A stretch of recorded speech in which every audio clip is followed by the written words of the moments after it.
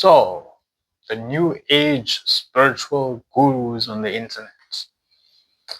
Now, this purpose of this video is not to create negativity, but what actually happens is when one reaches a certain level of fame, um, when teaching spirituality, what actually happens is the person becomes very identified with the character. And a lot of these spiritual teachers, they are very aware of this. But everything that they say becomes very conditioned in this way. So the whole purpose of this is to give you the right sense of guidance so that you don't ever get lost again. And what I mean by getting lost is, you see, the spirituality from the source is always internalized. There have been people of the past which have given a very external form of spirituality like bhakti and whatever. But the problem with that is it's associated with a kind of external worship. Spirituality in its essence is a paradox. Specifically, if you want to evolve very fast, you need to treat it in a sense of how to turn inward. When I mean how to turn inward, when a person teaches about spirituality and they externalize things, so they might consecrate a certain form, or they may advise you to do something external like yoga or whatnot. Those things do have benefits. Don't get me wrong. And like I have myself have done those kinds of things. So I'm talking from a place that has done all of these things, and it's okay. It's okay. But if you want to progress where you want real spirituality, you want to experience the source of what you are, then you have to learn to drop the external. You see, there's one spiritual teacher who speaks of from the Agna, which is from the third eye, to the Sahasra, there is no path. It's a pathless path. You see, a pathless path is a direct path. There is no distance. It's realizing what you are. So when one is conditioned on a spiritual path to do a lot of things that are very externalized in nature, one tends to get stuck in that cycle. One tends to get stuck in that pattern. And for one to come out of that, it's very difficult because one has been conditioned that that is the way. Now, that can only be a possibility if you are someone that is approaching the spiritual path, like how Gautama the Buddha approached the spiritual path, where he continued to strive and strive and strive and strive like his life depended on it, which 95% of the people, well, 99% of the people that I have come across, and I've come across a lot of people on the spiritual path that actually walk on this path, they do not have the necessary determination and dedication towards what is really required in order for one to experience the actual self. Now, I've made a video on how to experience Nirvikalpa Samadhi, and you can go watch that because I basically speak of the circumstance and the environment that one needs to create in order for a byproduct for that experience to actually happen.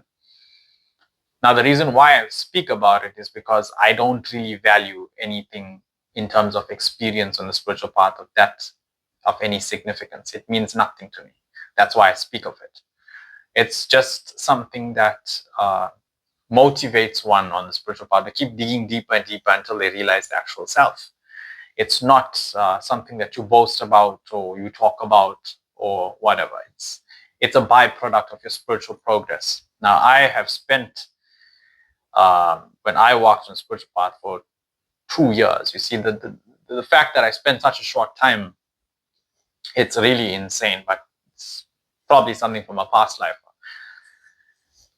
I've spent 6 hours every day doing meditation or doing sadhana or what you want to call it, yoga, every day for 2 years straight. I did it without fail. Whether that was Monday, Sunday, Tuesday, whatever day it was, I made sure that I did that and I was consistent with that practices, whatever I was doing. And, you know, the only person that actually did have an impact in terms of my spiritual awakening on a very deep level, where I was able to transcend the physical, was J.D. Krishnamurti. And J.D. Krishnamurti's teachings were very on point. But like I said, like what works for me may not necessarily work for somebody else. Every single person is different. But if you want to walk on a spiritual path where you want to realize the self, who you truly are, that's the whole purpose of it. Then you need to take it in a different direction. You need to take it seriously. Seriously, as in the sense that, see, even if you do the external approach, which is yoga, you do meditation and stuff, those things are fine, but it will never get you anywhere. You see, the one that is trying to get somewhere, that one will never get anywhere. Specifically, if you continue doing external things. See, only when Gautama realized the pointlessness of what he was doing, because he did it on a more extreme level than I did it in this lifetime, then he realized the self.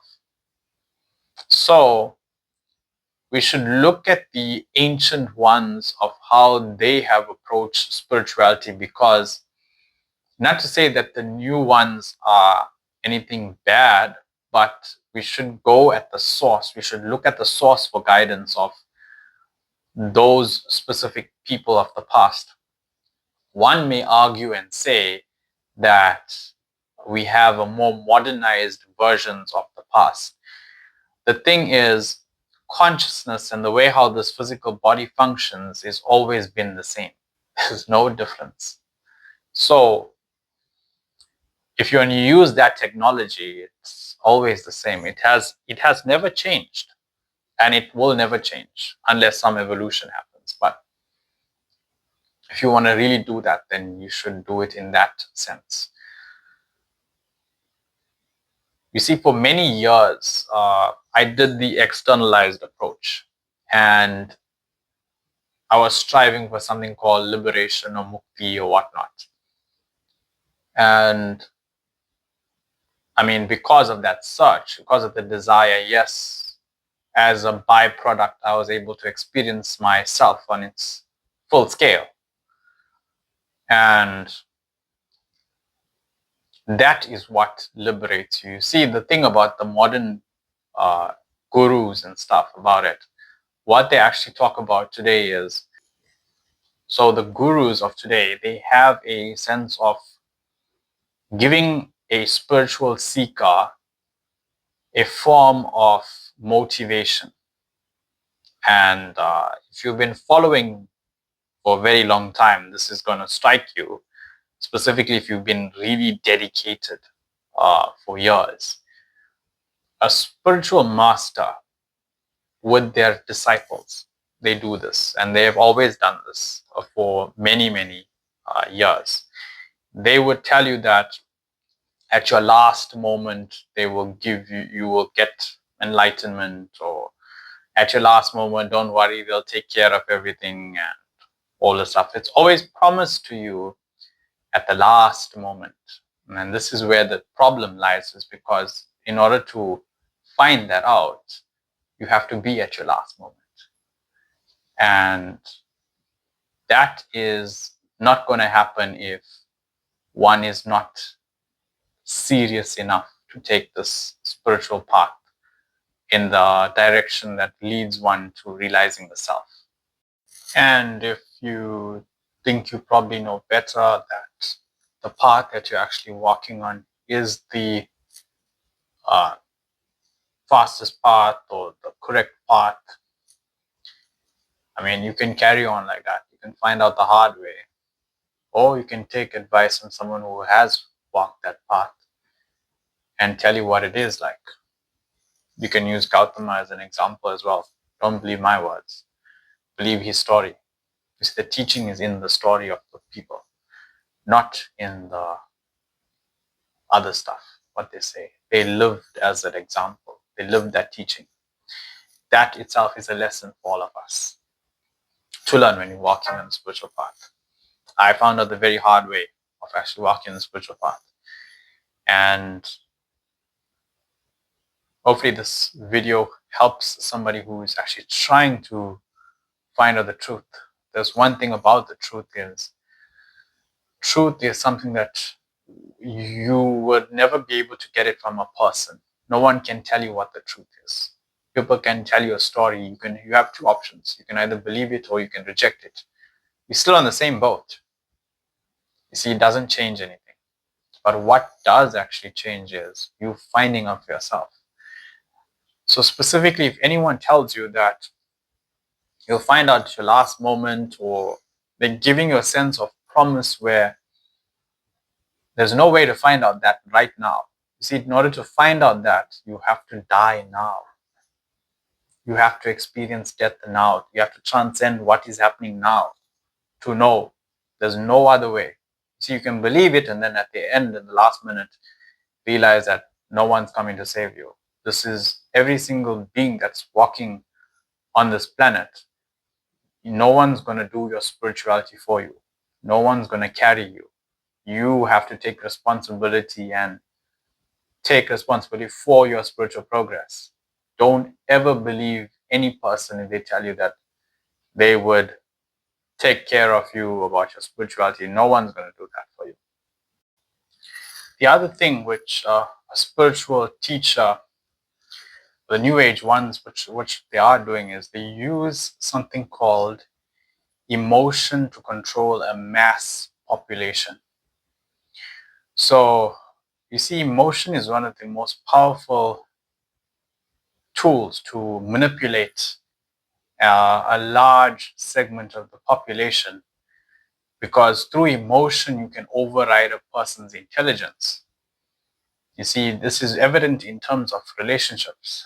You get very, very intelligent people, and if you can get them emotionally attached to you or use some form of an emotion action, what can actually happen as a result is the person can most likely become a slave to you.